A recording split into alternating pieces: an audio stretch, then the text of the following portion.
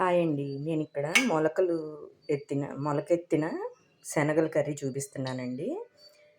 నా దగ్గర నేను మామూలు గుగ్గిళ్ళు చేసుకుందామని చెప్పి శనగలు నానపోస్తే ఎక్కువైనాయని ఫ్రిడ్జ్‌లో పెట్టేశాను. అయితే అవి మర్చిపోయాను. ఇలా మొలకలొచ్చేసినాయండి. అందుకని చెప్పి నేను ఇలా కర్రీ చేసుకుంటున్నాను చపాతీలోకి. ఉప్పేసి ఉడకబెట్టేసుకున్నానండి శనగలు. కొన్ని విడిగా తీసి ఇవి మిక్సీ వేసేస్తాను పేస్ట్ లాగా. ఈజీగా చేసేసుకోవచ్చు. ఎటువంటి హడావిడి లేకుండా. ఉల్లిపాయ, పచ్చిమిరపకాయలు చిన్న ముక్కలు తరిగి పెట్టేసుకున్నాను. కొద్దిగా కరివేపాకు, టమోటాలు. పొయ్యి మీద బాండీ పెట్టుకొని కొంచెం ఆయిల్ వేసుకున్నానండి. ఆయిల్‌లో జీలకర్ర వేసేద్దాము.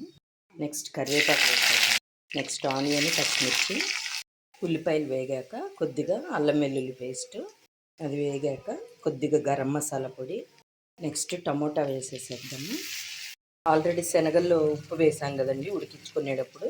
ఇప్పుడు టమోటాలు, ఉల్లిపాయలు, మిగతా గ్రేవీకి సరిపడినంత ఉప్పు వేసేస్తున్నాను. వేసి మూత పెట్టేసుకుంటే టమోటాలు మగ్గిపోతాయి. టమోటాలు కొంచెం మగ్గాక ధనియాల పొడి కుక్కర వేస్తున్నానండి. మీ దగ్గర ఏ మసాలాలు ఉంటే అవి వేసుకోవచ్చు. కొద్దిగా జీలకర్ర పొడి, కొద్దిగా కారం. మసాలాలన్నీ వేగాక పేస్ట్ చేసి పెట్టుకున్న శనగలు వేసేద్దాము.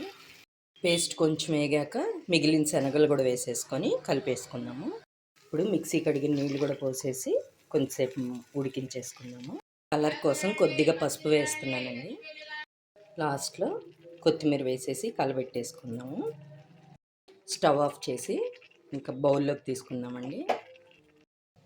ఇదిగోండి టేస్టీగా మొలకెత్తిన శనగలతో కర్రీ రెడీ అయిపోయింది. చపాతీలోకి కానీ పూరీలోకి కానీ చాలా బాగుంటుంది. ఒకసారి ట్రై చేయండి. నా వీడియో నచ్చితే లైక్ చేయండి, షేర్ చేయండి, కామెంట్ చేయండి. బాయ్.